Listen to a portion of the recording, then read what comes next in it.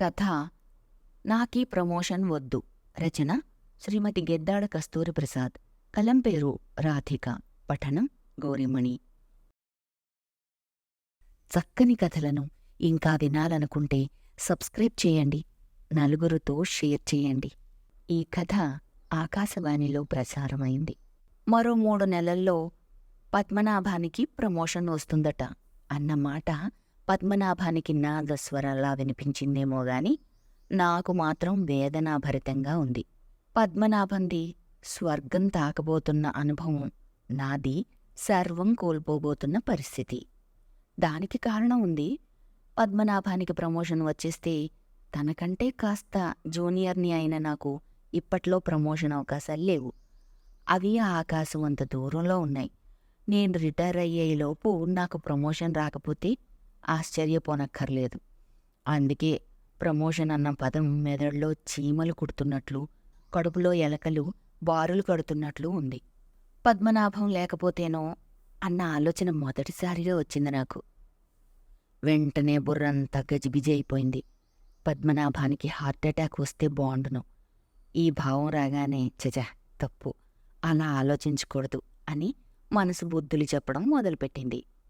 అయినా ఎందుకో స్థిరంగా ఉండలేకపోతున్నాను.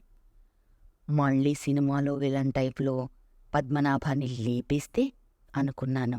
ఈసారి కాస్త మెత్తదనం వైపు మొగ్గు చూపింది మనసు. నిజానికి నాది ఎవరికీ హాని చేసే మనస్తత్వం కాదు, కానీ ఇంటిలో పస్తులు పరిస్థితులు నన్ను అలాగే ప్రేరేపిస్తున్నాయి. పద్మనాభాన్ని పడగొట్టడానికి ధనంజయ సహాయం తీసుకుంటే ఎలా ఉంటుంది? అతను నా కొలీగే. ధనంజయ దగ్గర గూండాలుంటారు. ఎలాంటి పనైనా సరే డబ్బు పారేస్తే చాలు, రాకెట్ స్పీడ్లో 3వ కంటికి తెలియకుండా చేయించేస్తాడు అని అందరూ అనుకుంటూ ఉంటారు. ఇలాంటి విషయాలు మాట్లాడేంత చనువు ధనంజయ దగ్గర నాకు లేకపోయినా చనువు పెంచుకోవాలి. ప్రమోషనా మజాకా? పద్మనాభ జీవితం వడ్డించిన విస్తరి. ఆ ప్రమోషన్పై వచ్చే ఆదాయం అతనికి అక్కర్లేదు. మరి నేను నడ్డి విరిగేలా కష్టపడినా కుండలు డింకీ కొట్టే జీతం. పరిస్థితులు కొన్ని మనుషులను ఇలా చెడ్డదారి వైపు పురుగొల్పుతాయా?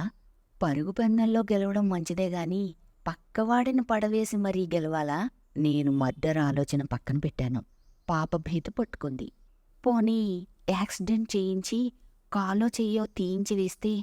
ఇది కొంచెం పాపమే, అలా అని పూర్తిగా ఒప్పు కాదు.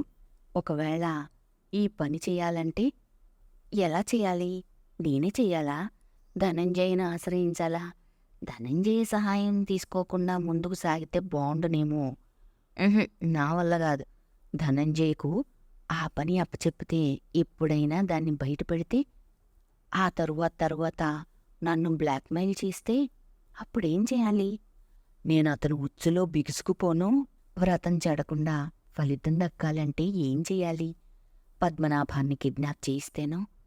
ప్రమోషన్ దగ్గర పడుతుందనగా కిడ్నాప్ ఎవరు చేయిస్తారు? నేను చేయగలనా? నాతో అయ్యే పని కాదు.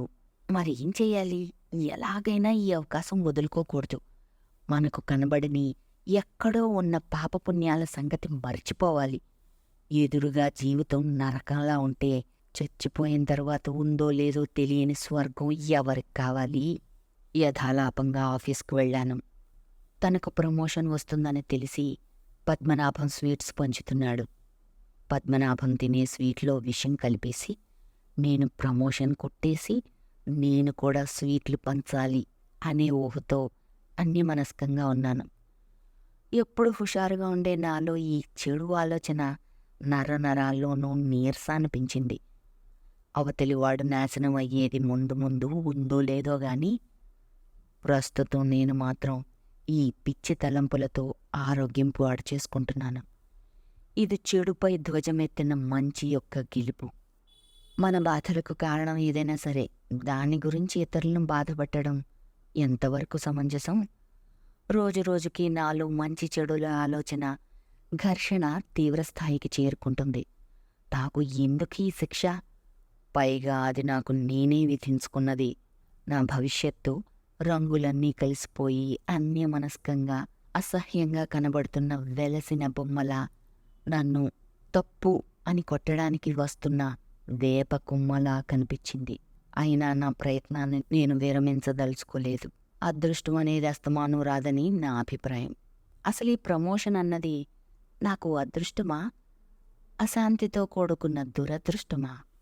పద్మనాభాన్ని ఆఫీస్కి రాకుండా, ఆ ప్రమోషన్ పొందకుండా చెయ్యాలి అన్న పట్టుదల నాలో ఎక్కువయింది. దాంతో ఏవేవో పనికిరాని ప్లాన్లు వేస్తూనే ఉన్నాను.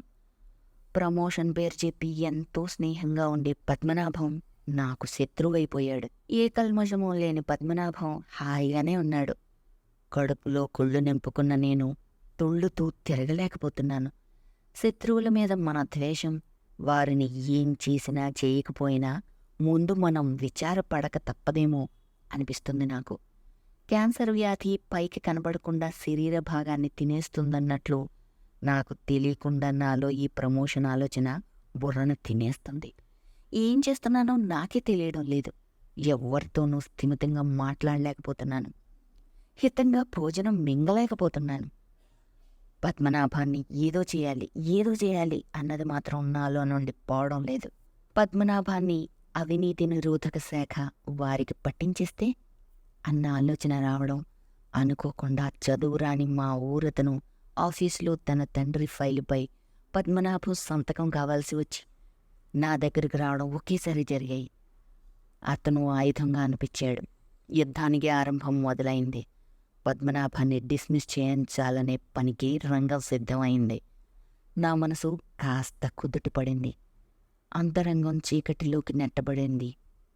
మర్నాడు ఆఫీస్కి వెళ్ళిన నాకు ధనంజయ్ కనిపించి, కాశీ, ఈ విషయం విన్నావా? మన పద్మనాభం ప్రమోషన్ రాగానే వాలంటీర్ రిటైర్మెంట్ తీసుకుని శాంతాశ్రమానికి వెళ్ళిపోతాడట. అతనికి డబ్బుపై ఆశ లేదంట. పద్మనాభం వెళ్ళిపోతే ఆ ప్రమోషన్ తిరిగి నీకే కదూ. నీ తరువాత ప్రమోషన్ లిస్టులో ఉన్నవాడిని నేనే అన్నాడు. ఆ మొదటి మాట నాకు ఆనందం కలిగించిందో లేదో గాని, రెండో మాట మాత్రం నాకు చళ్ళున తగిలినట్లయింది. ఎందుకంటే నేను పద్మనాభాన్ని ఆఫీసు నుండి తప్పించాలని చూసినట్లే ధనంజయ నన్ను కూడా అలాగే చేస్తే, కడుపు నిండా తినలేని నా కుటుంబం నేను పోతే రోడ్డును పడదు. వద్దు, అన్యాయంగా వచ్చే ప్రమోషన్ నాకొద్దు. నా మనసు మంచివైపు పరుగులు పెట్టింది. అది జీవితంలో ఆగకూడదు అని నా ఆశ. ఈ కథ ఆకాశవాణిలో ప్రసారమైంది. చక్కని కథలను ఇంకా వినాలనుకుంటే సబ్స్క్రైబ్ చేయండి, నలుగురితో షేర్ చేయండి.